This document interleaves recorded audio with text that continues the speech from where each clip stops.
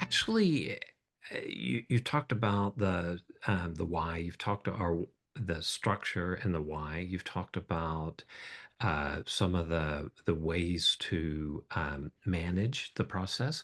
What are the critical documents to put in place if we're getting started, or if we're looking at an endowment that has not been active for a number of years and you're wanting to revitalize that? What are the places that people will want to verify exist and exist in a way that is helpful? That's a great question. Real quick, I'm noticing in the chat before we get off top too far away from where we were on assets you want to consider as you're creating your gift acceptance policy, which I'm going to again revisit in a second. Health savings accounts, IRAs, life insurance policies, bank accounts, all four of those different avenues of generosity can be self-supported where people can literally, like, I could log into my 401k account today or my 403b account today and make my local church a recipient, a beneficiary of those resources. And so health savings account is actually the same. You could log into your health. You need to actually have beneficiaries to receive your health savings account. And you probably did that in the office when you set up your health savings account. But it's a great asset to utilize for generosity because it's a really simple asset, along with those others, to create a planned gift in 15 minutes or less. Documents. Again, going back to the most important document you're going to work on as you set up your planned giving ministry or revitalize your planned giving ministry is your gift acceptance policy. Now, this is one of those things where if you want to first look and see if your church has one, and I hope they do, but you want to make sure that if you have one, that it also can receive, it has directions on how to receive a planned gift. So I was actually connected to a church when my kids were teeny tiny and I lived in California. I was connected to a church that received a house from the organist who had served at the church for 50 years. It was a beautiful gift to the church. Unfortunately, that church had an awesome gift acceptance policy in place, and they knew precisely how to receive that gift. So that's a really, really, really important document. That's where you're going to list the assets you can receive. That's where you're going to have information about who needs to approve the gifts to make sure that those larger gifts can be received. You'll also have what kinds of assets you can receive. Rely on your expert here. All these words may sound scary, but they're not. There are plenty of people that can come alongside you to help you with this. And that's why you want to have that awesome team and those experts in place to support you. Gift acceptance policy, number one. Number two would be any bylaws you need to put in place for your local parish so that they can come alongside this process in a way that's going to create life and light and not confusion or concern. And then the third, this is what's fun, is marketing materials. At Resurrection Foundation, we had a great, and I highly recommend if you Google Resurrection Foundation, you can get into their files real easily and they share everything.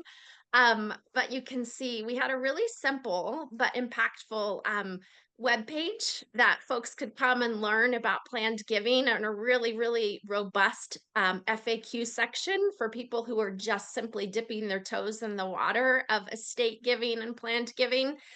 We had a brochure that also had that FAQ where if I were meeting with a potential donor in our congregation, I could leave a piece with them that explained the why of planned giving. I'd say feel free to include having that on your to-do list with your committee. The third, I used, and I was full time, well, 30 hours a week as a planned giving specialist for them. So it's a little different. But I did have a planned giving slide deck that I would sometimes go through with donors who like details. And so that was a helpful tool, but it was real simple. It was 6 slides. Actually, Joe has a copy of that. We have a copy of that we put together for Horizons, and we'd be happy to share that with you. Um, Video stories. we had some really great stories that came along in my 30 months there, and we videoed those donors sharing their why for why they created a planned gift. And it doesn't have to be slick and fancy at all. It can be with an iPhone, and it can be gentle, and it can be organic. But those stories matter. I am inspired by stories, and I think so many people around planned giving are inspired by stories. And so capture those stories as you encounter planned gifts in your congregation.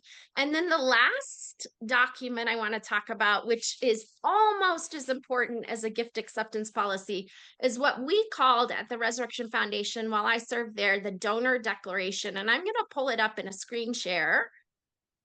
So this is a really important document. So you've shared a sermon. Let's just imagine your church has decided you want to enter or re-enter into planned giving. You're teaching, you're preaching, you're inviting people to consider being generous, and then they go do it. They go and they set up their 401k and they make a beneficiary designation to your church, or they work with their attorney to create a gift through their will or their trust. And they come to you then and say, um, Preacher, I've done this. This is awesome. I'm so excited to be generous in this way. And you get to say, first, thank you. We're so honored to receive your generosity. We are so blessed by your kindness and can't wait to see what kind of an impact it's going to make. Second, can we have a cup of coffee in the next couple of weeks to complete a donor declaration together? This is a written declaration where you get to sit down with that gorgeous donor and help them fill out information that you'll want to have on file so that you can properly steward their gift in the future. Obviously, it's got the demographic information at the top, which is amazing.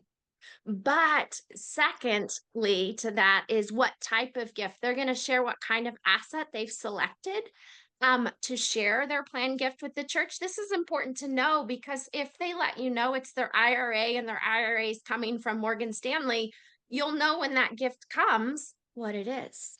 The third thing on this document that's really special is the opportunity for them to let you know what kind of impact they want to make through the funds, four or less, that you have available.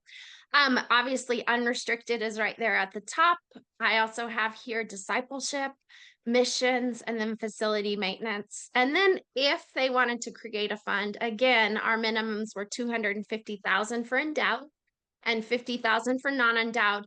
That would be where they could create a fund. And that would need to be approved by your committee, that fund, so that you don't end up with a purple dinosaur stuffed animal fund. We don't need that in most churches. So you want to make sure if people want to create a fund, like Joe said, that it would be impactful and could make a difference with the size of the fund. Then at the bottom, underneath those funds, we have listed kind of an estimate of what the planned gift might be. There's a reason why this is on here. People might say, I don't know why we'd want to know that. But when I was working at a university, we received a planned gift from someone who had told us the planned gift was going to be $50,000 when they set it up. And by the time that person died, it was over $500,000. So because they had let us know it was $50,000, we wanted to make sure, checking in with the trustee, that the gift we received was the gift that was intended. And so that can go both ways. If someone tells you it's 50,000 and you receive 1,000, you could check in and just make sure the gift you received was what was intended. And if it was significantly different, you'd want to make sure that you were checking in with the trustee. After that, we invite folks to share their family, executor, or trustee's name, the email, and preferred phone number. I would say, I would always invite people, who is it that you want me to call or email and thank when your gift arrives? And so they would share that information and then they get to sign it. And it's almost like watching them. It's nearly a sacrament getting to watch them sign this document because they are making an offering to God that can help God create an incredible impact through your plan giving ministry. Where I serve at Resurrection, but then where I serve now, we kept all gift amounts always confidential. That was nobody's business, whether it was a $4,000 gift or a $4 million gift, it didn't matter. That's not what planned giving's about. But we would invite people to consider if they wanted to be a part of the Resurrection Foundation's legacy society. And we're going to talk about that in just a moment. But I would say the two most important things you can do, get that gift acceptance policy in place, and make sure you have a donor declaration for folks to fill out when they let you know that they have set aside a planned gift for your church. And then the marketing in between is just fun. A couple of thoughts about what Ashley said. First, this donor declaration form that you see is going to be attached to the recording when you get it. So feel free to use that.